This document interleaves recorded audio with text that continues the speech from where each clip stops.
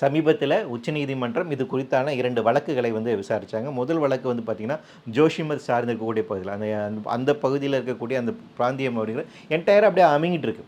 One of India's most important pilgrim towns collapsed.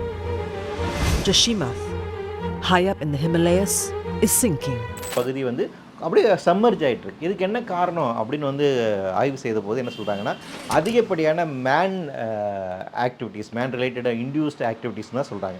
அதாவது மனித சமூகத்தினுடைய இடர்பாடின் காரணமாக இந்த நிகழ்வுகள் நிகழ்ந்து கொண்டிருக்கிறது. இமயமலையில் அதிகப்படியான டனலிங் ஆக்டிவிட்டிஸ் செஞ்சுருக்காங்க. நிறைய இடத்துல குகை தோண்டி இருக்காங்க, சாலைகள் அமைத்திருக்கிறார்கள், நிறைய டேம்ஸ் கட்டுமானங்கள் செய்திருக்கிறாங்க. ஸோ இந்த மாதிரி ஆக்டிவிட்டீஸ் காரணமாக இமயமலை அதனுடைய தாங்குந்திறனை இழந்து கொண்டு வருகிறது. அதில் நிறைய பாதிப்பு உண்டாகுது. குளோபல் வார்மிங் ஒரு காரணமாக இருக்கின்ற அதே நேரத்தில் மனித செயல்பாடுகள் அதிகமான கட்டுமானங்கள் அப்படிங்கிறது அங்கே இருக்கக்கூடிய எக்கோசிஸ்டத்தை கம்ப்ளீட்டாக மாற்றி அமைக்கின்ற ஒரு வேலையை செய்கிறது.